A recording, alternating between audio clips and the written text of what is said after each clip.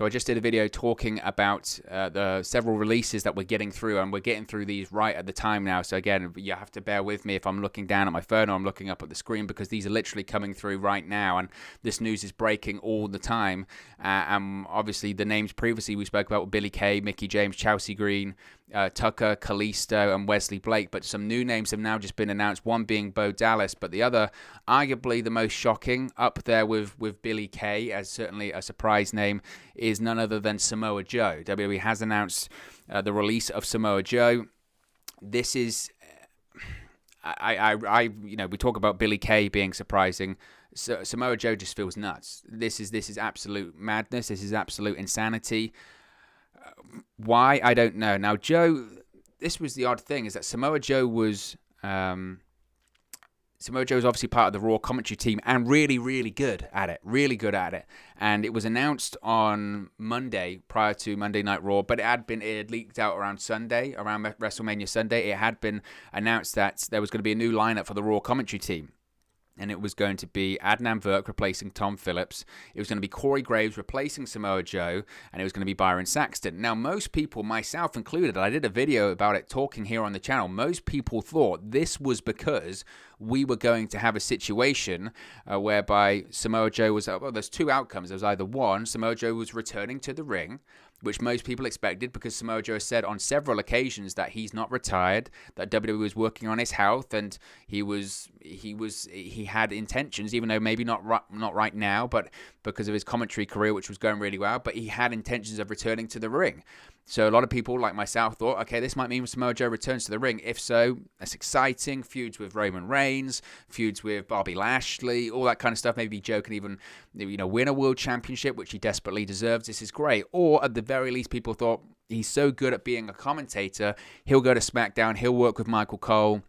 He's the best color commentator in WWE by a country mile right now. And that's not only just because of the quality of his analysis, but also because he has credibility. No disrespect to Corey Graves or Byron Saxton or anyone like that, but he has credibility in that he has competed at a high level. He has won championships around the world. If Samoa Joe says to you as a fan on commentary, this guy is great, this guy is amazing, he's a badass, he's got great in-ring work or whatever, then you would think that, or it certainly made you as an audience member be like, okay, this guy's legit because Samoa Joe thinks he's legit. That's how that kind of stuff works. That's how it's always worked over the years, whether it was Jerry Lawler, Jesse the Body Ventura, Bobby Heenan, JBL, all those names that were big names in their own right, Taz. When they told you someone was badass because they themselves are a badass, it translated, right? It translated. So Samoa Joe was fantastic at that, but ultimately his money was being in the ring. And when it came to Samoa Joe, he obviously had some injury problems, and he was having injury problems prior to his concussions. He had been out a couple of times, but it was in 2020. So obviously he did a little bit of commentary at the end of 2019, right? He did a little bit of commentary there. He had a thumb injury at the time, and he was very good at it. But ultimately, as we're talking about now, his money was in the ring. So he returns from the thumb injury. And he returns from the thumb injury and then teams up with Kevin Owens for a little bit. He's facing off against the likes of Seth Rollins and AOP and Murphy, that faction. And then essentially he was on Raw. He did a suicide dive in a match where he was teaming with Kevin Owens, I think against Rollins and Murphy or someone like that. Did a suicide dive, suffered a stinger at the time. Maybe not a concussion, but a stinger. He had to be taken out of the match. He was taken out of the match. Then the following week, he was doing a commercial, That Must Be Monday, terrible commercial, but he was doing That Must Be Monday commercial for WWE, for Raw on the USA Network, and in the commercial, he goes through a table, and apparently during that shoot, he obviously hit his head, had a concussion, and he was out again. Also, during that period of time, he got pulped for a wellness violation, so he was also suspended for 30 days. So there was a lot going on. Eventually he comes back, but he comes back as a commentator. And a high point, to be honest, during the pandemic, was that Samoa Joe was really good on commentary. He was fantastic. He was awesome at what he did. He was fantastic at it, and it's such a head scratcher. It is such a head scratcher, the Samoa Joe situation, and I spoke about it when it's I spoke about when I did the previous video, and I spoke about how it was crazy that, it was crazy that you had someone like Samoa Joe. It's crazy that you had this thing happen a year apart. I mean, literally to the day, you had this. To the day, you had these massive releases by WWE, and at the time that was due to the pandemic. And at the time, I mean, the pandemic had only been a couple of weeks in, and no one was really sure what was going on, and not wanting to bail WWE out by any stretch of the imagination. But this was not that you could understand it, because they're a billion-dollar publicly traded company, but lots of other companies were making people redundant. Lots of people were being furloughed, and it felt like this was just what was going on at the time. A year later, this is just WWE wanting to trim the fat before they talk to their investors. That's all it is. That is all it is, because WWE, you have to realize that WWE, they've been bragging. They've been bragging for the past 6 months about how well they're doing financially. That's what they've been doing. For the past 12 months, they have been saying to everyone, we have been doing absolutely fantastic financially. When it's up their 5-year contract with $1 billion with Peacock, whether it's their 2 television right deals for Raw and SmackDown, with the USA Network and Fox, that gets them nearly $3 billion.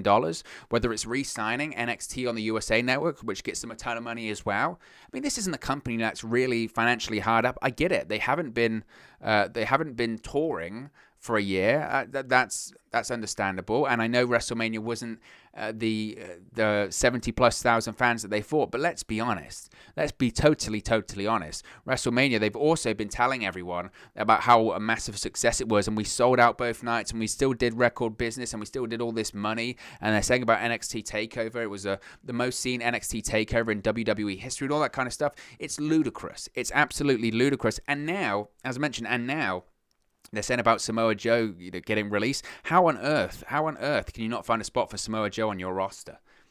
Even if it's not going to be a talent, even if it's not going to be a situation where he can't ever get cleared again, or because of his concussions or anything like that, Samoa Joe's the best commentator you've got. He's the best color commentator that you've got.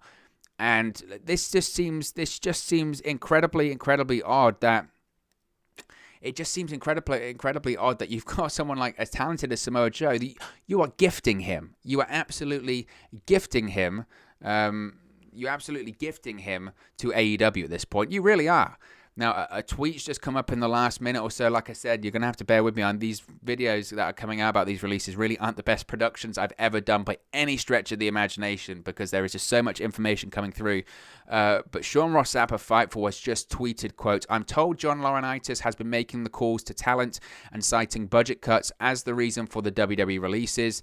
So it is, they're saying budget cuts, but they say budget cuts every year. Remind you this. They say budget cuts every single year. I know we're in the pandemic, and I know it's a year of the pandemic, and it's not like last year where it was, it's not like last year where it was a situation whereby they didn't know what was happening, so they had to save themselves. And I know it's a year later, but this is mad. This is absolutely madness. And the Samoa Joe one is just it's nonsense. It's absolute nonsense. Again, if you can't find a position for Samoa Joe on your roster, even if it's come to a situation where they've gone, look, we can't clear you and all that kind of stuff, it's just it's madness. And Samoa Joe, the fact he never was WWE champion, the fact that he never was a world champion in WWE is outrageous.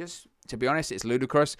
And if he does go to an AEW, which I think he will, frankly, whether or not that's working or not, or whether that's just be a commentator, I don't know. He'll go to an AEW, he'll go to a New Japan, maybe he'll go back to Impact. Wherever he goes, he will be a world champion again. I have no doubts in my mind about it. I think it's a silly move by WWE. Look, I understand they might have budget cuts, but the Samoa Joe one, the Billy Kay one, you're throwing away proper talent.